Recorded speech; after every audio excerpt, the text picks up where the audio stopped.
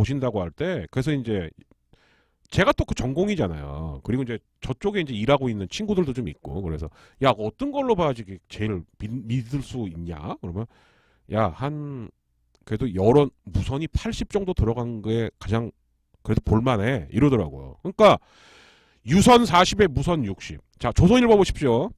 제가 읽어드릴게요. 여기 화면에는 보이는데 조그맣게 보이실 것 같아서 조선일보가 또 아주 요즘 열심히 여론조사를 하는데 유선 44.9, 무선 55.1.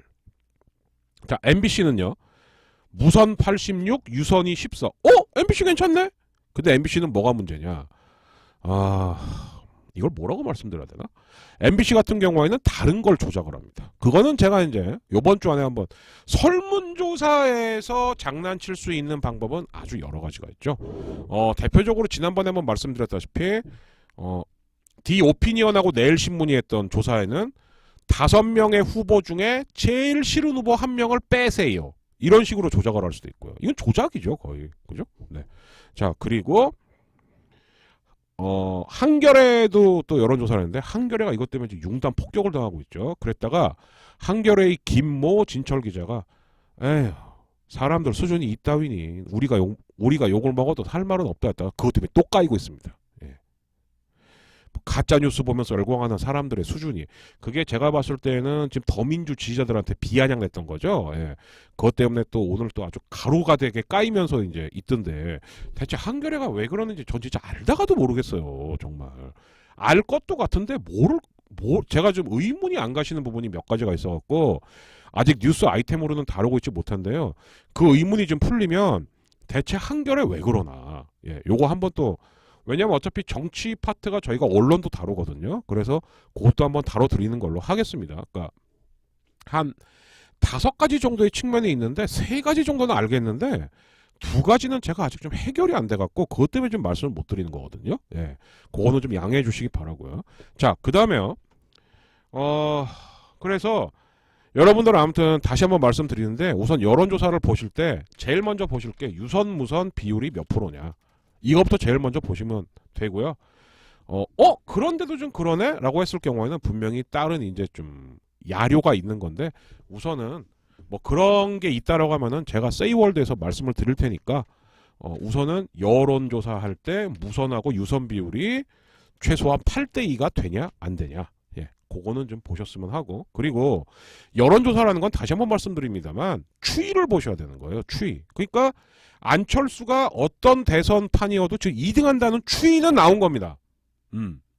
그게 중요한 거죠. 예. 근데 기법에 따라서 1등도 안 해. 뭐 다자도 되네. 다 되네. 예. 이런 거는 믿으시면 안 돼요. 예. 안철수는 현재 일단 2등이다. 그러니까 저는 오히려 이번 주 다음 주까지 주목해서 봐야 될 거는 우리 홍럼프 형의 대활약이 과연 유승민을 주저앉히고 안철수를 갉아먹을 수 있냐 없냐. 여기에 오히려 초점을 맞춰 보시는 게 더 맞는 것 같고요. 그리고 이제 하나 말씀드리고 싶은 게 이 얘기는 제가 오늘 꼭 좀 하려고 했는데 4월 초서부터요. 여러분 뉴스매트 잘 들어보세요. 문재인 후보는 20대, 30대, 40대 그리고 때로는 50대 초반에서도 우위를 보이고 있습니다. 안철수 후보의 경우는 50대 중후반과 60대 후보에서 우위를 보이고 있습니다. 이렇게 얘기했단 말이죠. 자, 근데 지난주서부터 멘트가 어떻게 바뀌기 시작하냐. 20, 30대에서는 문재인 후보가 우세하고 50대, 60대에서는 확연한 안철수의 우위다. 40대가 캐스팅 보트를 쥐고 있다. 멘트 톤이 이렇게 바뀌어요. 물론 흐름이 그렇게 바뀌었을 수도 있죠. 근데 우리나라 여론조사의 지금 가장 큰 문제는 뭐냐면은 여론조사가 아니고 여론조사를 빙자해갖고 자꾸 메시지를 날리는 거예요. 이게 제일 큰 문제거든요. 예. 그래서 40대, 50대에게 자꾸 메시지를 날리는 거죠. 야, 문재인 찍지 말라고! 찍지 마! 예. 저는 그거라고 봅니다. 그러니까 이제 어떤 분들이 그래요. 야, 50대를 우습게 보는데 우리 그래도 386 세대야. 제가 한마디만 할까요? 그때 대학교 진학률이 몇 프로인지 아십니까? 물론 대학교 진학을 했다라고 해서 정치적으로 다 깨어있고 대학 진학 못했다고 했고 정치적으로 묻혀있고 이런 건 아니에요. 그럼 제 때를 말씀드릴게요. 저는 90년대 초반 학번이니까 90년대 초반 학번이었던 저희 그래서 저희를 갖다 475 세대라고 했거든요. 예. 저희가 대학 진학률이 15%였어요. 저희가. 입시생이 120만, 대학 전문대까지 탈탈탈탈 털어서 갈 수 있는 숫자가 15에서 20만. 예. 근데 거기다가 386을 갖다 붙이면 안 되죠. 그거는 좀 논리의 억지가 좀 있는 게 아니냐. 그리고 또 하나 이유가 있죠. 자, 설령 386이라고 치자고요. 설령 386이라고. 그런데 나이를 먹으면 자기 것이 생기고 자기의 경제적인 무언가가 생깁니다. 그것을 가장 잘 집요하게 파고드는 쪽은 이제까지 보수 쪽이었죠. 보수는 경제적으로 부지런하니까요. 상대적으로 야당이나 진보 계열은 자기의 이념과 신념에 따라서 투표하는 겁니다. 이거 쉬운 거 아니에요, 절대. 내가 아무리 돈을 벌었지만 그래도 좋아.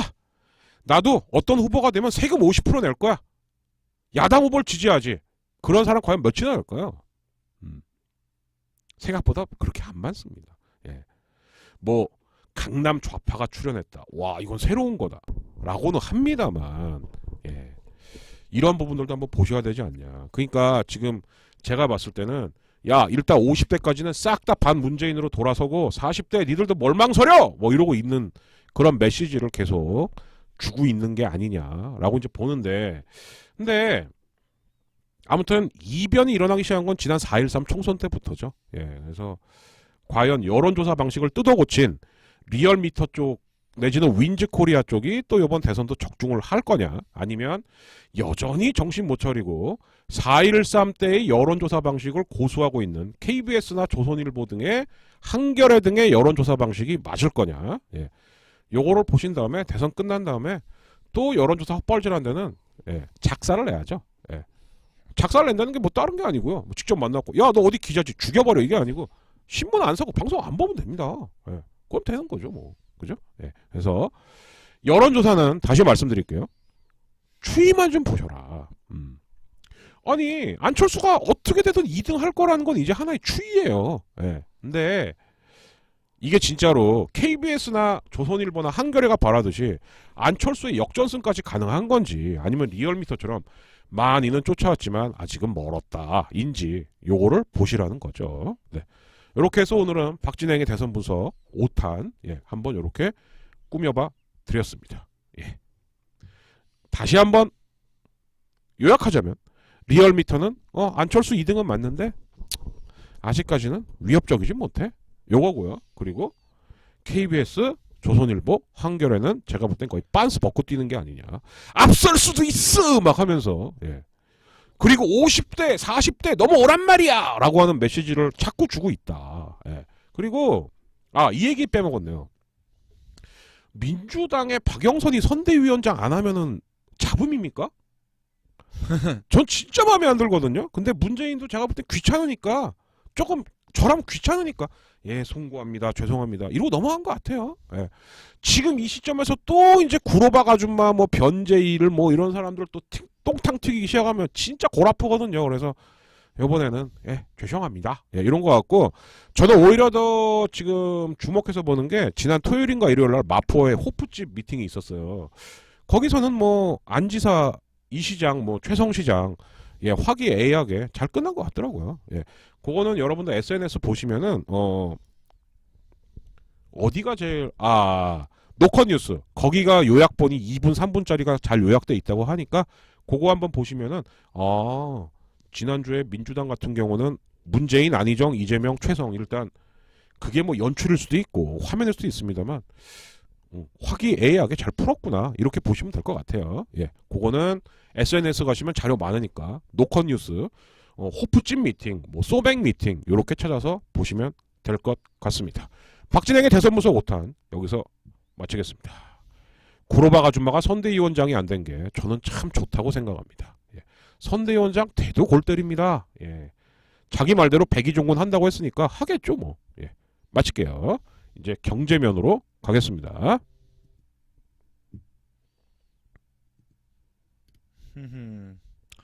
자, 이거 재밌어요. 경제뉴스 요거 한번 보세요. 이거 5분짜리지만 제가 다 보여드릴게요. 재밌더라고요. 그래서 요거 뜨면은 앞으로는 고정으로 좀 보여드릴 생각입니다. 괜찮더라고요. 한번 보세요.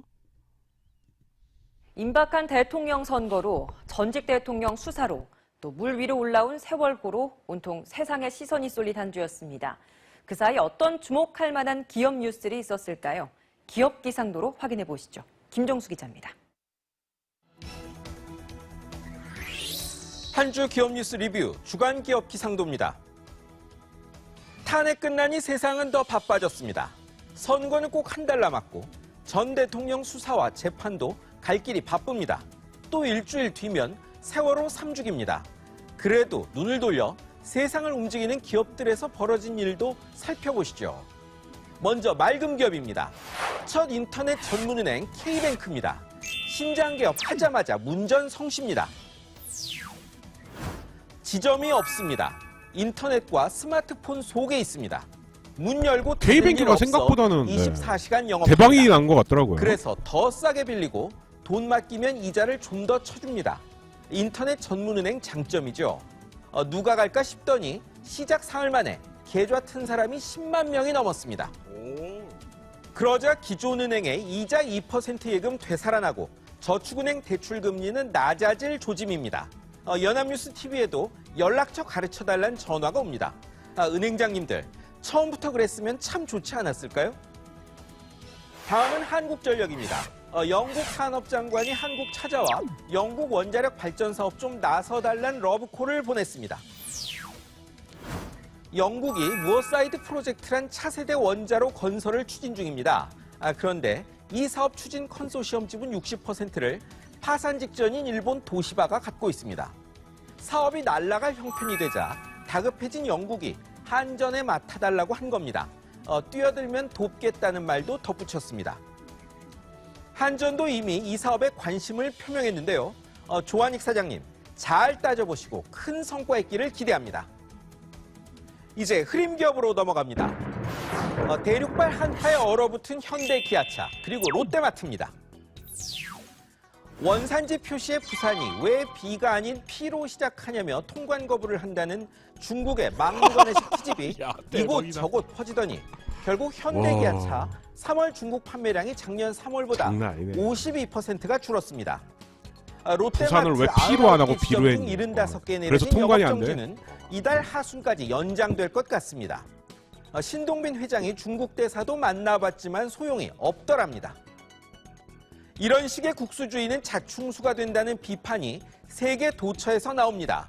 한국에 육화 안 오니 한국 진출한 중국 여행업자들이 문 닫을 처지인 것처럼 말이죠. 이번엔 지금 태풍도 힘든데 또 태풍이 불 조짐인 삼성중공업, 대우조선해양 두 조선사입니다. 세계를 주름잡던 조선 빅3, 지금 사정이 말이 아니죠. 그런데 또 일 터졌습니다. 두 회사의 시추선 건조 맡긴 세계적 석유 시추회사 노르웨이 시드릴이 파산 직전입니다. 두 회사가 받을 돈이 1조 7천억 원에 달합니다. 아시다시피 대우도 지금 생사기로에 서 있습니다. 삼성도 작년 증자, 구조조정으로 겨우 살아났습니다. 최악의 경우라도 전액을 잃지는 않는다지만 정말 갈수록 태산입니다. 다음은 이랜드그룹 보시죠. 재무위기 벗어나려 몸부림치는데 일이 잘 안 풀립니다. 연초 의류 브랜드 티니위니를 중국에 8천억 원대에 판 이랜드그룹. 다음은 유통기업 이랜드 리테일 상장으로 재무위기 대처할 계획이었습니다만 자회사인 외식 레저기업 이랜드파크의 나쁜 실적이 발목을 잡았습니다. 그럴 줄 알았다. 상장 미루고 지분을 6천억 원에 사모펀드에 팔아 급한 불부터 끄기로 했습니다. 양아치에 그룹 부채 비율은 240%. 아르바이트생 임금 미지급 논란까지 벌어진 이랜드파크는 실적 전망도 안 좋습니다. 과연 이랜드가 위기를 넘을 수 있을지 시장이 주목 중입니다. 다음은 CJ 대한통운입니다. 실적 전망도 안 좋은데 노조와의 마찰까지 불거졌습니다. 작년 말 이 회사 대리점 한 곳이 폐업했습니다. 택배노조 소속 기사들이 초과 수당 안 주면서 가웬일 시키지 말라고 피켓 시위를 한 뒤였습니다. 해당 기사가 다른 대리점에 취업하려니 본사의 사번 발급 불가 명단, 일종의 블랙리스트에 막혀 안 됐다네요. 회사는 대리점에서 있은 일이라 확인 안 되는 일이라고 합니다. 아니길 바라지만 사실이라면 좀 걱정스럽습니다. 지금 다른 블랙리스트로 구속되신 분들도 여럿 계시니까 말이죠. 대선 후보들 모두 내가 돼야 경제가 산다고 목이 쉬게 외칩니다. 정치인들에겐 선거용 구호일 뿐일지 몰라도 경제는 국민과 기업에는 생존의 문제입니다. 그만큼 잘 골라야 한다는 이야기입니다. 지금까지 주간 기업 기상도였습니다. 네. 제가 우연히 찾은 거예요. 근데 이거 만약에 나오면은 이제 앞으로는 좀 주기적으로 올려드리는 걸로 하겠고요. 예, 재밌네요. 괜찮죠? 예, 재밌네요. 네, 그리고 이제 체크를 좀 해봐야죠. 네, K뱅크 아무래도 이제 대출이던, 그러니까 예대라 그러는데 예대 이율이 좋으니까 일단은 10만 명이 몰린 것 같고, 저희도 뉴스에서 말씀드렸죠. 소액으로 쓰시는 분들은 좋을 것 같다. 근데 다시 말씀드리지만 보안 문제는 신경 쓰셔야 돼요. 그러니까는 뭐 나는 하루에 거래 규모가 뭐 한 몇십만 원 아니면 뭐 100만 원, 200만 원 이 정도이신 분들은 아마 쓰시면은 좀 유용하지 않을까 싶고요. 저기서도 말했지만 이제 인터넷 뱅크 나오니까는 야 다시 예금 금리 2%로 줄게. 이거 아무튼 은행은 네. 제가 조만간 은행 한번 폭격할 일이 있거든요. 예. 아무튼 기대해 주시고요. 은행 진짜 나쁜 놈들입니다 진짜. 제일금융권. 네. 예, 은행 좋은 일 이런 거 싫습니다.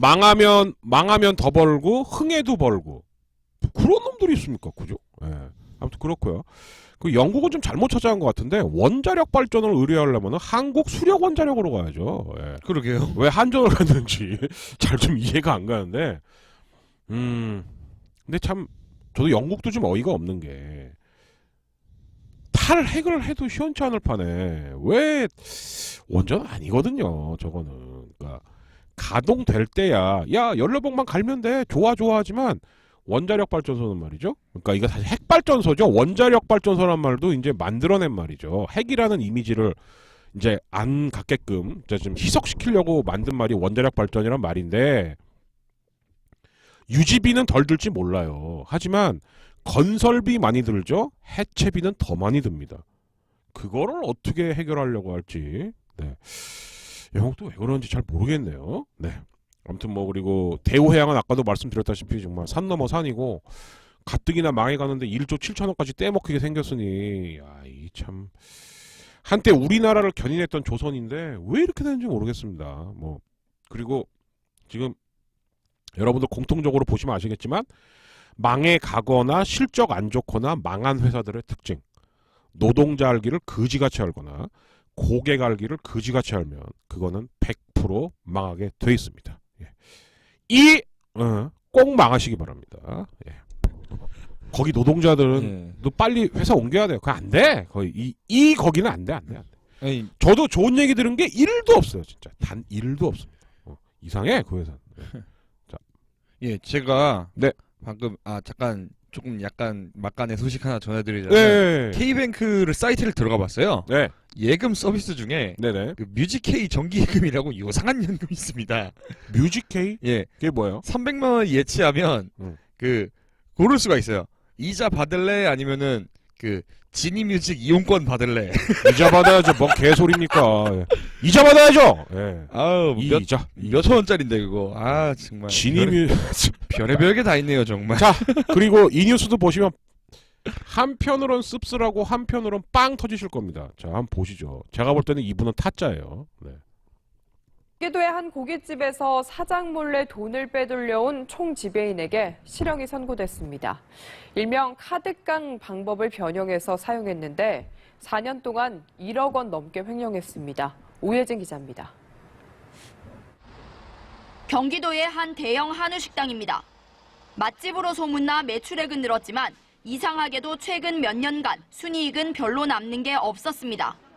식당 주인이 내막을 알아본 결과 10년간 카운터를 맡긴 여성 총지배인 49살 이모 씨가 범인으로 드러났습니다. 주인이 매출표와 카드사 입금 내역을 일일이 대조하지 않는 점을 노려 변형 카드깡 수법으로 돈을 빼돌린 겁니다. 손님에게 현금 결제는 최대 20%까지 할인한다고 유도해 현금을 받아 챙기고 저 돈을 먹는 거죠. 아내나 남편 명의의 신용카드로 결제한 뒤 곧바로 승인을 취소했습니다. 카드 회사에서 일을 처리하는데 2, 3일 정도가 걸리기 때문에 나중에 일일이 매출액을 대조해보지 않으면 횡령을 눈치채기 어려운 점을 악용한 겁니다. 이 씨는 이런 수법으로 한 번에 적게는 수만 원에서 많게는 50만 원을 챙긴 것으로 전해졌습니다. 지난해 4월 범행이 발각되기까지 4년간 844차례에 걸쳐 모두 1억 3천여만 원을 빼간 것으로 드러났습니다. 10년 동안 믿고 맡겼는데 이 사건이 터지고 난 뒤에도 계속 잘못을 뉘우치지 않고 협박을 하는 데 대해서 굉장히 배신감을 많이 느끼고 있습니다. 1심 재판부인 서울북부지법은 업무상 횡령 혐의로 기소된 이 씨에게 징역 8월을 선고했습니다. 연합뉴스 TV 오혜진입니다. 와, 고깃집에서. 예, 1억 4천 삥 까고 징역 8월. 예, 자, 한번 좀 말씀을 드려볼게요. 이제 여기 채팅창에 복만님하고 뱃소님 계시니까 자 이런 겁니다. 그러니까 제 지배인이에요. 그러니까 복만님하고 뱃소님이 이제 식사를 딱 하셨는데 6만 원 정도 나온 거예요. 여러분, 저 손님 현찰로 내시면 5만 원에 해드리는 저희 이벤트 기간이에요. 사장은 안 나올 거 아닙니까? 그죠? 예, 그러면 그래요? 1만 원 절감되는 거예요? 오케이. 그리고 손님은 가요. 그 5만 원은 제가 인마이 포켓 하는 거죠. 예. 그리고 갖고 있던 남편 카드를 쓱 꺼내갖고 싹 긁어요. 6만 원을. 왜? 주인한테는 매출된 걸로 보고가 돼야 되니까. 그런 다음에 즉시 승인 취소. 이렇게 하는 겁니다. 그러나 승인 취소가 된 것은 2일, 3일 정도 뒤에 주인 통장에 찍히거든요. 근데 주인이 저 정도 대형 그거면은 그냥 야 엑셀 좀 갖고 와봐 그래갖고 요번에 매출 얼마야 뭐 얼마 이렇게만 보지 통장 일일이 다 못 보거든요. 그거를 악용한 것 같아요. 예, 근데 저는 또 하나 궁금한 게 죄질이 나쁜 것까지는 알겠는데 주인을 뭘로 협박했을까요? 전 그게 더 궁금합니다. 예. 아니, 뉘우침이었고 협박한다. 아니 저걸 더 궁금한 건 저게 어떻게 걸렸을까요? 아 그래도 이상한 분명히 매출은 올라가는데 매출이 올라가면은 그 이익률도 올라가야 되는데 자꾸 돈이 새니까. 와우.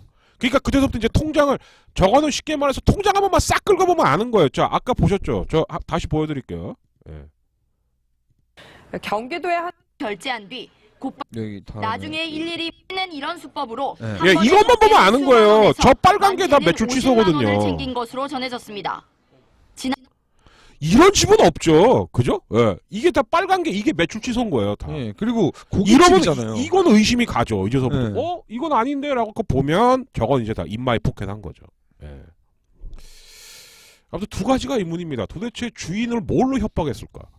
주인님 야동이 있습니다. 뭐 이제 이런 거가. 예. 뭐 아니면 그리고 돈을 안 준다고 협박했을 수도 있겠다. 뭐 1억 몇 천을 뭐 쌩 깠는데도 일단 징역 8월밖에 안 된다. 나 빵 갔다 오면 그만이야! 이런 거 아니에요? 그때부터 뭘로 협박했을까요? 네. 네. 주인 동영상이 있는 게 아닌가. 네. 좀 그런 생각 드는데, 야, 저 좋은 머리로, 예, 진짜 좀. 그리고 설령 주인이 뭔가 자기를 서운하게 하고 잘못할 수는 있죠. 하지만, 그렇다고 해서 내 돈을 따로 챙겨지 빼먹어야지라고 하는 거는, 그거는 또 다른 범죄죠. 저도 지금 그거 생각하는 거예요. 원산지 소견, 거 아니면 뭐 식자재로 뭐 제보한다, 이런 거 아닌가. 예. 근데 이런 거서부터가 벌써 이 가게에는 어마어마한 타격이 크죠. 뭐 아까 보니까 저 어디 가게인지 알겠거든요. 이란 집인데 예. 더 구체적인 말씀은 저기 유명한 집이거든요. 예. 어디 있는 거예요? 가게가? 아무튼 수도권 어딘가에 있는 라고 하는 집인데 유명해요. 유명한 저 집. 집이구나. 저 집에서 아마 우리 야부가 재수 씨하고 고기 한번 뽀지게 먹으려면 둘 다 거구라서 한 12, 3만 원 들걸? 소고기집이에요? 진짜 12, 3만 원? 정도 하죠. 예. 12, 3만 원 들 거야, 아마. 예. 그래서 자. 그렇게 끌었구나. 그쵸? 아니, 세상에 어느 고깃집이, 하얀 거는 매출이에요. 빨간 건 매출 취소예요. 이런 집이 어디 있습니까? 그죠? 그러니까. 한 번만 딱 보면은 알 수 있는 건데, 어떻게 보면 주인이 많이 믿었던 것 같아요. 그러다 보니까 배신감이 더 크겠죠? 예. 어떻게 매출보다 매출 취소가 더 많냐? 그러니까 이건 말이 안 되는 신기하네요. 거죠. 예. 자. 독일의 가짜뉴스 소식 보시도록 할게요. 독일이 가짜뉴스 퇴치 전쟁에 나섰습니다. 증오를 부추기는 행위도 뿌리 뽑겠다는 의지가 강합니다. 가짜뉴스를 삭제하지 않으면 소셜미디어 기업에 엄청난 세금을 물린다는 정부 법안도 나왔습니다. 베를린에서 고형규 특파원입니다.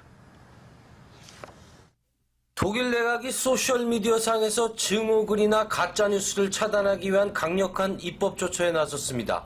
중도 좌우파 정당의 대연정 내각은 최근 법무부가 제안한 법안을 의결했습니다.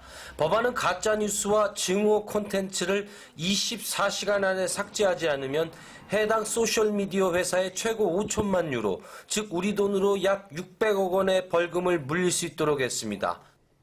Für strafbare Hetze darf es in den sozialen Netzwerken genauso wenig Platz geben, wie das auf der Straße der Fall ist. 마스 장관은 이번 법안 마련을 주도했습니다. 법안은 연방의회 의결을 거쳐야 법으로 확정됩니다. 다만 압도적 다수 의석을 가진 대연정 내각이 추진하는 것인 만큼 통과가 예상됩니다. 독일에선 9월 총선을 앞두고 러시아 측의 선거 교란 행위를 경계합니다. 해킹과 가짜뉴스 생산을 통해 선거판을 어지럽힐 수 있다는 주장입니다. 그런 배경에서 이번 입법 추진도 속도를 냈습니다. 독일 언론사들도 가짜뉴스 퇴출을 선언하고 다양한 형태의 팩트체킹 시스템을 가동하기 시작했습니다. 베를린에서 연합뉴스 고영규입니다. 네, 뉴스보다 고특파원님 억양이 더 특이했죠. 근데 저분 굉장히 오래 하셨어요. 자주 들어본 목소리 같아요. 팩트 체크. 러시아에서는 자, 이게 어떻게 보면은 전 참 독일은 대단한 나라인 것 같습니다. 그죠? 그래, 가짜뉴스 아무리 만들어봐라. 유통회사를 조지겠다. 이거거든요, 지금. 그죠? 예. 뉴스를 만들어도 올릴 데가 없으면 아무 소용 없죠. 아니면 지가 종이 만들어갖고 찌라시로 뿌려야 되는데 그거밖에 없는 거거든요. 그래서 만약에 저 우리나라로 적용한다면은 포털, 뭐 카카오톡, 뭐 네이버 밴드, 뭐 트위터, 페북에다가 600억씩 때리겠다는 거예요. 그러면 분명히 가짜뉴스는 없어지겠죠. 그죠? 네. 그러니까 그냥 독일인들은 보면은 대대로 철학자가 많이 나온 이유가 있는 것 같아. 고민을 한 다음에 야, 저게 돌아다니는 마당을 아예 작살내자. 예, 이런 것 같습니다. 네. 그럼 분명히 효과는 보겠죠. 그리고 독일도 내각제를 하는, 그러니까 독일 내각제는 또 좀 특이해요. 왜 특이하냐면은 요것만 참고로 말씀드리자면 독일은 내각제로 만약에 300석을 뽑는다. 그러면은 지역구 300석 그리고 비례대표 300석을 뽑습니다. 1대1이에요. 예. 그래서 내각제 중에서는 가장 합리적인 내각제를 하는 나라다. 그래서 저거를 예전에 노무현 전 대통령께서 야, 우리도 그런 식으로 가야 되는 거 아니냐. 그것만 된다면 내가 대연정을 추진해갖고 한나라당하고 박 씨한테 조각권도 좀 줄게. 그랬더니 박근혜가 띡 한단 말이. 참 나쁜 대통령입니다. 왜 그랬을까요? 우리는 소선거구제를 해야 해먹을 수 있는데. 이거예요. 예. 그 모델이 독일입니다. 예. 근데 이제 러시아가 지금 썰로만 떠돌고 있습니다만 힐러리 트럼프 대선 때 좀 재미를 봤대죠. 가짜뉴스 몰래 살포해갖고. 근데 이번에 독일에서도 또 저럴지 모른다라고 하니까 가짜뉴스를 실어버리면 아예 그 실은 플랫폼 회사에다가 600억을 때려버리겠다. 예, 이렇게 한 겁니다. 그럼 푸틴은 니네가 이 가짜뉴스를 안 실으면 너를 죽여버리겠다. 1000억을 물게 하고 뭐 이런. 글쎄 어떻게 할 건지 제가 볼 때는 굉장히 좀 센 방법이 나온 것 같은데 예. 러시아 가짜뉴스 살포단 네. 어떻게 할 건지 예, 북한식의 방법이 있긴 있어요. 풍선에 날려서 네, 터뜨리고 하고 이제 네. 예. 뭐 그런 방법도 있긴 있는데 예. 삐라라고 하죠 그걸. 아무튼 네. 독일 참 저럴 때 보면 대단한 나라입니다. 예. 업체 회사에 자. 홍차를 보낸다는 말이 있는데 그건 뭐 죽인다는 얘기죠. 그렇죠. 먹으면 죽어요. 자, 야구 소식을 엔간하면 안 다루려고 하는데 저희가 야구 팟캐스트가 있기 때문에 근데 요즘 초반 프로야구 좀 이상해요. 많이. 어쩔 수 없이 또 다루게 됐습니다. 자, 보시죠. 지난 시즌 최하위를 면치 못했던 KT가 시범 경기 1위의 상승세를 정규 시즌에도 이어가며 단독 선두에 올랐습니다. 반면 지난해 우승팀 두산은 부진을 면치 못하고 있는데요. 백기련 기자가 보도합니다.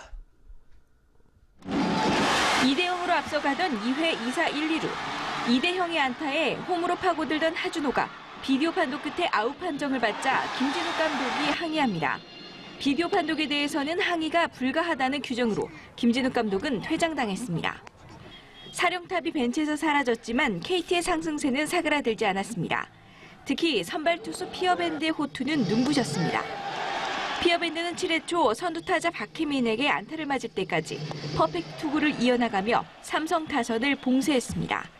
피어밴드는 9이닝 동안 4피안타에 11개의 삼진을 곁들이는 완벽 투구로 완봉승을 거뒀습니다. 감독의 퇴장과 완봉승, 모두 시즌 1호 기록이 나온 시즌 4연승으로 삼성과의 주말 시리즈를 휩쓴 KT는 7승 1패로 단독 선두에 올랐습니다. 지난 시즌 최하위 KT의 대반란이 일어나고 있는 시즌 초반, 막강 우승 후보 두산은 흔들리고 있습니다. 이미 넥센의 2연패한 두산은 선발로 나선 고원준이 1이닝 5실점으로 난타당한 데다 뒤어 던진 이현호까지 5실점했습니다. 넥센은 2회 초에만 10득점하는 막강 활약으로 일찌감치 승기를 기울였습니다. 사직구장에서는 이대호가 시즌 3호 홈런을 쏘아올린 가운데 롯데가 LG를 7대1로 꺾었습니다. 연합뉴스TV 백기련입니다.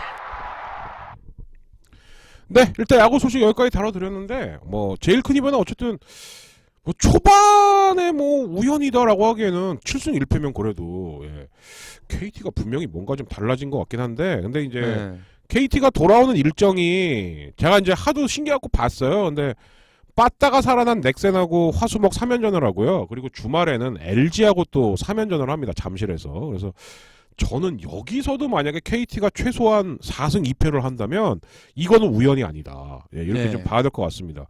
근데 일단은 KT가 지금 투수 야구가 되기 때문에 선발들을 특히 그 돈 들여서 온 로치라는 투수가 있습니다. 피어밴드는 어느 정도 던질 거라고 예상을 했는데 이거 아무튼 로치가, 대단하네요. 좋아요. 아무튼 대단하네요. 네. KT가 이 정도 해야 앞으로도 그러니까 구단이 설령 우승을 못하더라도 뭔가 굴러갈 수 있는 힘이 생길 것 같은데.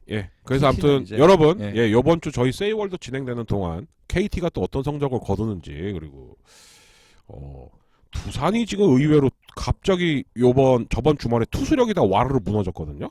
그러면서 넥센 방망이를 살려줬는데 이런 것도 좀 보실 부분이고 기아는 지금 승률은 좋은데 마무리가 불안하거든요. 그래서 임창용을 계속 갈지 아니면은 마무리를 아예 바꿔버릴지 이런 거 좀 이제 보시면 될 것 같습니다. 그리고 일요일 날 제가 이제 어떤 롯데 이제 트위터 친구분하고 이제 대화를 했는데 롯데 요즘 좋습니다.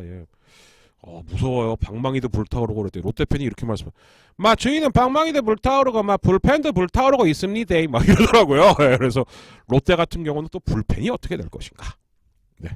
이제 이런 것들을 좀 봐야 될 것 같습니다. 자, 이렇게 해서 이제 2부도 한 바퀴를 좀 돌려봤고요.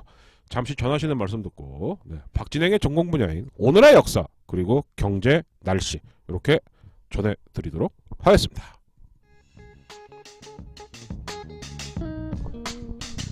세이월드는 특정 대형 광고주나 여론을 거스르는 정파에 영향받지 않는 청취자만 믿고 가는 공정한 독립방송을 지향합니다.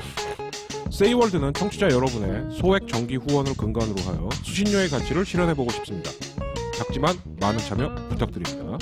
세이월드 방송 전반에 대한 문의는 진행자 박진행의 카카오톡 POLI2779 폴리2779로 언제든지 톡 주시기 바랍니다.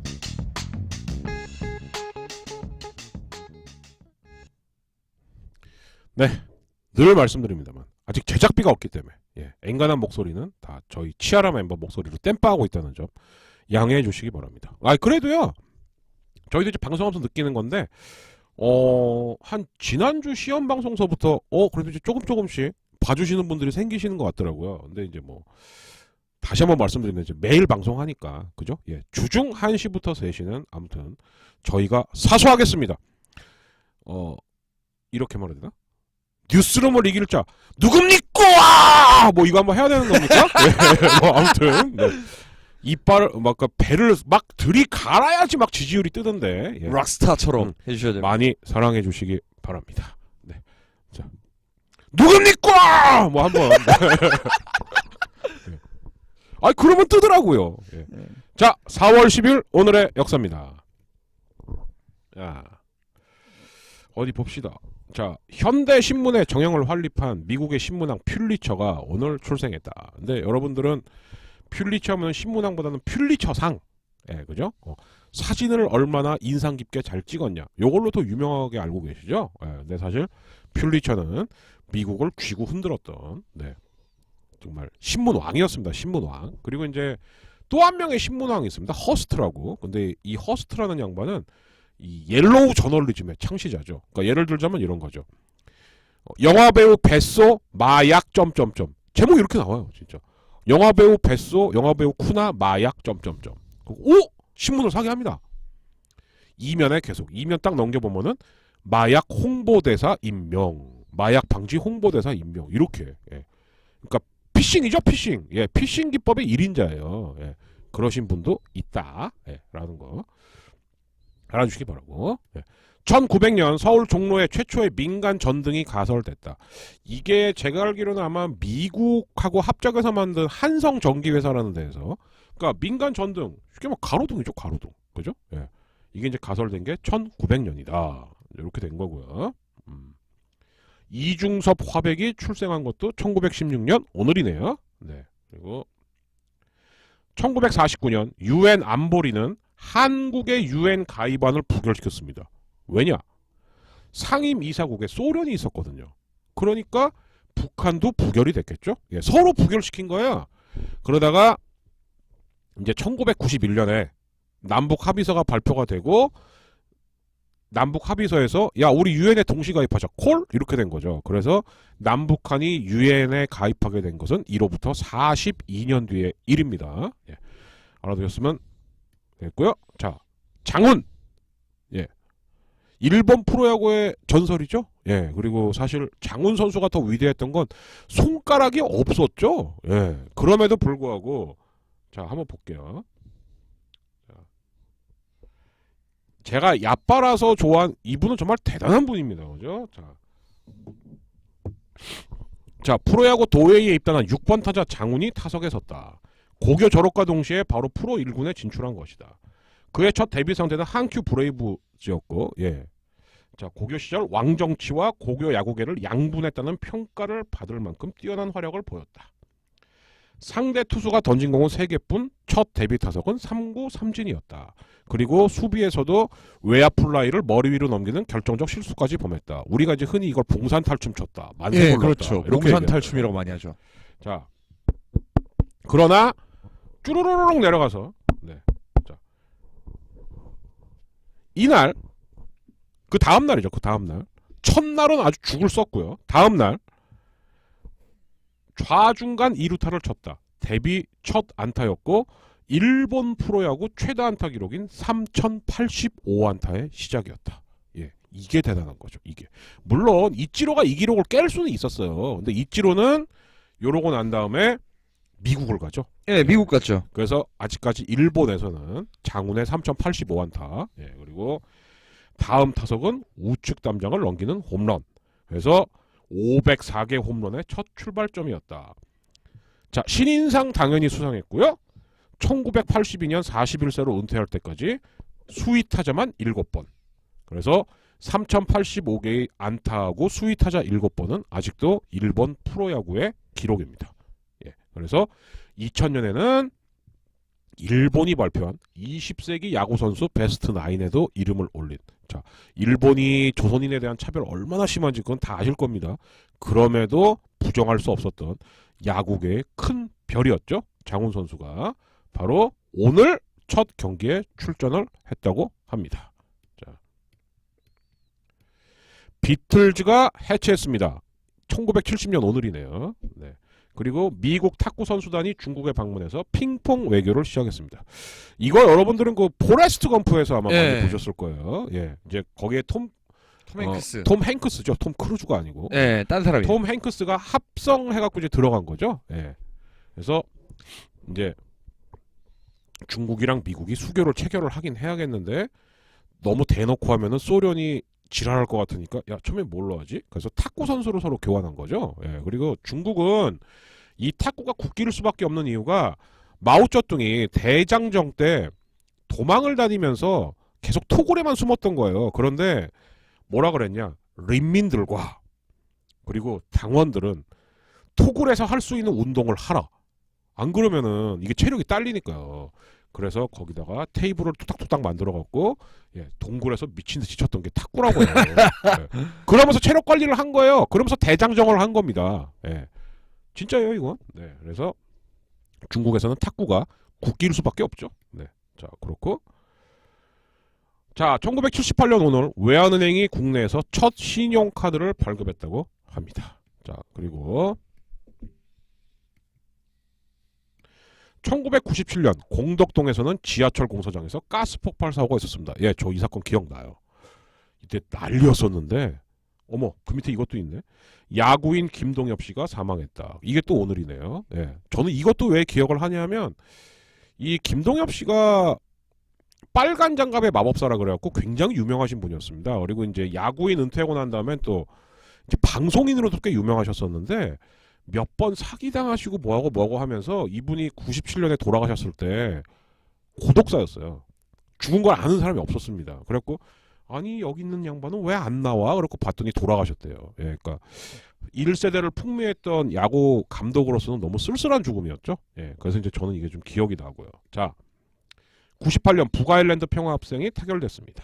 자, 북아일랜드 IRA죠, IRA. 예, 그래서 요거를 도대체 이 북아일랜드가 뭐야? 라고 하시면 그 로버트 다우니 주니어가 나온 나의 왼발이라는 영화가 있습니다. 요거 보시면 아주 상세하게 아실 수가 있습니다. 예. 근데 참 진짜 영국도 이렇게 넓은 섬이 아닌데 영국 아일랜드 예. 골 때리는 나라예요. 여기도. 자, 그다음 2000년 남북 정상회담을 동시에 발표했습니다. 서울 평양에서 하가시오 하고 예. 그리고 요 2달쯤 뒤에 6.15 남북 공동선언이 있는 거죠. 예. DJ 대통령께서 직접 평양으로 비행기 타고 날아간 거고. 근데 이때 에피소드가 뭐냐? 처음엔 이랬대요. 야, 뽀글이, 너도 한번 와. 우리 영감님도 한번 갈게. 그랬더니 여기서 뽀글이는 김정일이죠. 예, 뽀글이가 김정일. 그랬답니다. 그 영감님만 오시면 안 되겠습니까? 이러더래요. 그래서 왜? 그랬더니 아, 서울 가면은 죽을지도 모르잖아요. 이랬다는 거예요. 예, 그래서 여기서 2가지 썰이 있는 거예요. 김정일 쫄보설. 아, 이렇게 쫄보네. 그 다음 2번째. 김정일 어떤 그 비행기 내지는 탈 것에 두려워한다는 썰. 예. 이 2가지 썰이 팽팽하게 나돌았었던 때가 저 때였습니다. 원래는 한 번 가고 한 번 오는 게 맞죠. 예. 예. 안 왔잖아요. 그리고. 근데 김정일은 죽어도 못 간다 그랬대요. 아무튼. 예. 그랬다고 합니다. 자, 2003년 서울대 규장각이 송화하고 있는 삼국유사가 국보로 승격이 된 게 2003년 오늘입니다. 저는 이게 더 아마 삼국유사를 야사라 그랬고 인정을 안 했겠죠. 예. 하지만 삼국유사는 국보급인데 예. 저는 왜 이게 국보로 인정이 안 된 건지 그게 더 좀 그렇고요. 자, 하나만 더 마지막으로 보겠습니다. 원로배우 독고성 씨가 별세했다. 자, 독고성 씨는 모르겠지만 독고성 씨의 아들이 있습니다. 독고 영재. 이분이 얼마 전에 유명한 페이스북 SNS를 하나 남겼죠. 문재인이 당선되면 나는 이민 가겠다. 해명은 올라왔어요. 아니야 내가 쓴 거 아니야. 이건 우리 고양이가 쓴 거야. 뭐 이런 식으로 해명은 올렸는데 이야. 잘 수긍이 안 간대요. 이게. 그러니까 본인이 올려놓고선 지금 아니야 이렇게 우기는 게 아닌가. 예. 라는 이야. 의혹을 받고 계신. 예. 그래서 아무튼 독고성 씨의 아드님은 독고 영재 씨고요. 사실 이 독고 씨는 가명입니다. 전 씨죠, 전 씨. 예. 그래서 이제 개명을 하신 거예요? 아니 그러니까 가명으로 독고 하면 왠지 좀 있어 보이고 좀 외로우면서도 뭔가 근데 왜 있어 아들 보이고. 이름도 독고예요? 그러니까 아들도 전영재인데 아버지 거 따다 쓴 거죠, 그냥. 아. 그렇게 아버지가 독고성으로 유명했으니까 아, 저 독고성 아들 독고 영재입니다. 이렇게 데뷔를 해야지 이게 맞는 거니까. 정말. 그리고 이제 활용을 또 많이 하나 하셨네요. 유명한 독고 씨는 독고탁이 있고요. 네, 이렇게 아십니다. 그러면서 따는 거예요, 실제로. 예, 그래서 따는 겁니다. 예, 그래서 여기까지 4월 10일 오늘의 역사를 정리해 드렸습니다. 자, 바로 이어서 경제 지표로 한번 가보도록 하겠습니다. 제가 드디어 찾았어요. 아싸. 예, 자, 코스피 하락세입니다. 코스닥도 하락세입니다. 아무래도 좀 아까 뉴스에도 말씀드렸지만은 제 생각엔 이건 것 같은데 대우해양조선 및 이제 이런 것들 때문에 미리 좀 빠지고 있는 게 아닌가라는 생각이 좀 들고요. 자, 환율 알려드리겠습니다. 아, 그 전에 외국인이 오늘 파는 걸 주도했습니다. 팔자가 859억, 외국인이 오늘 859억을 팔았고요. 기관과 개인은 반면에 350억을 사들였습니다. 하지만 팔자가 859, 사자가 350이면 팔자 쪽이 더 유리하니까 막을 수가 없었겠죠. 자, 환율입니다. 1142원, 예, 6원이 올랐습니다. 그만큼 우리 돈은 가치가 떨어지고 있는 거죠. 네. 유가는 52.24. 이게 1배럴당입니다. 예. 유가도 좀 더 살살 올라가고 있죠. 왜냐하면은 오페크 회원국들끼리 어느 정도 야 좀 줄여서 생산하자. 응? 값 좀 올려야 돼. 이게 좀 먹히고 있죠? 예, 이제 그렇게 보시면 될 것 같고요. 자, 그다음에 금 1온스. 제가 알기로 1온스가 3.75g이라고 알고 있거든요. 1254.30. 예, 그리고 다우존스는 2656. 예, 다우도 떨어지고 있습니다. 나스닥 5877. 예, 한국, 미국이 오늘은 주식시장은 다 죽쓰고 있다. 예, 이렇게 보시면 될 것 같고요. 시가총액은 삼성전자는 한 주당 209만 2천원, 하이닉스는 4만 9,100원, 그리고 삼성전자 우량주 같은 경우에는 160만 9천원, 현대차 14만 6천원. 뭐 삼성전자 주식은 뭐 워낙 막강하죠. 예, 이렇게 보시면 될 것 같습니다. 자, 이어서 세이월드의 마지막 코너, 오늘의 날씨입니다. 그리고 엔딩곡으로 이어드리겠습니다. 자, 오늘 오후만 봐드릴게요. 자, 오늘 오후 서울 22도, 인천 19도, 광주 22도인데 여기 광주, 대구서부터는 지금 비가 내리고 있습니다. 예.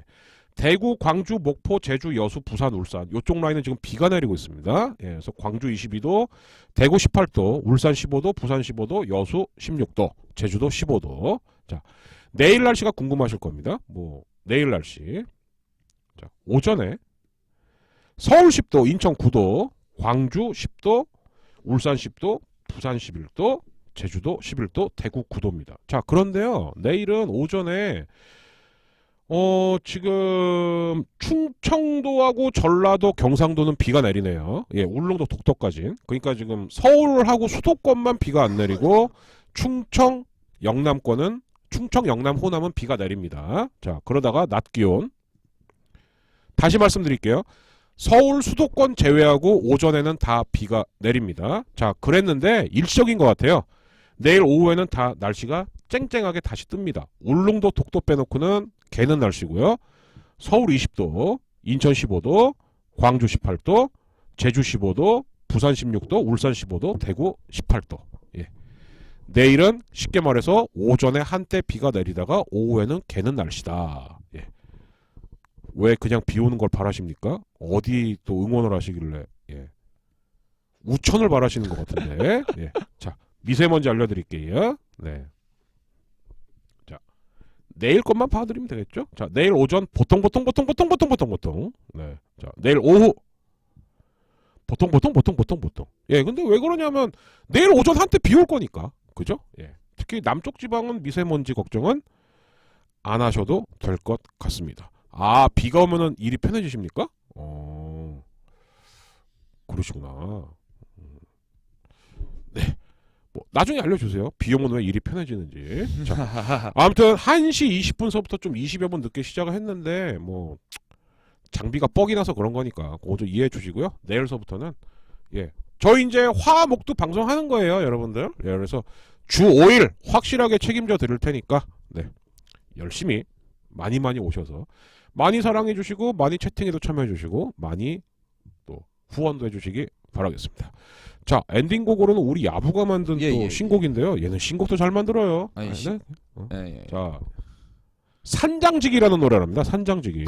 아니, 이게 설명을 드릴게요. 제가 설명하세요. 작곡할 때는 야부란 이름을 안 써요. 산장지기라는 이름을 씁니다. 그러니까 아직 제목이 없는 노래네요. 그죠? 제목은 없고 지금 이 노래는 김계비 쓸 예정이에요. 알겠습니다. 한번 들어보세요, 한번. 이 노래 어제 만든 거니까요. 이 노래 들려드리면서 저희는 오늘 물러가는 걸로 하겠고요. 내일 1시에 이상 없이 찾아뵙도록 하겠습니다. 볼륨 좀 내려주세요. 혹시 모르니까. 혹시 모르니까 1시 조금 넘었는데 걱정하지 마시고요. 아무튼 월, 화, 수, 목, 금 이제는 주중 매일 사수한다는 거 꼭 알아주시기 바랍니다. 엔딩곡 나가겠습니다. 이만 마치겠습니다. 감사합니다.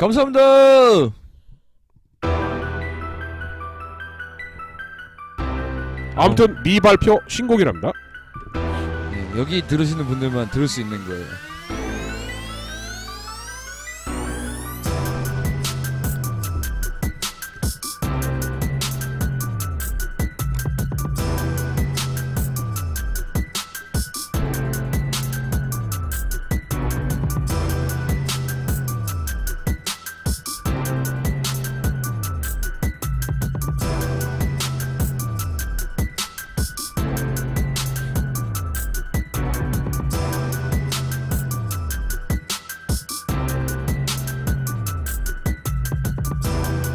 아, 아직 가사는 없지? 예, 이거 김김이 쓴다니까요?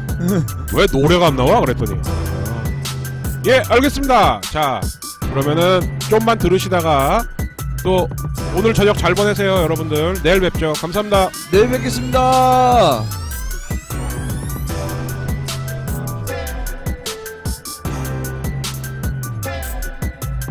아유, 수고하셨습니다. 내일도 본방 사수하시겠다고 정말 감사합니다. 예. 아직은 없어요. 어제 만든 거라. 어제도 아니고 오늘 새벽에 만든 거거든요. 한 12시간 전에.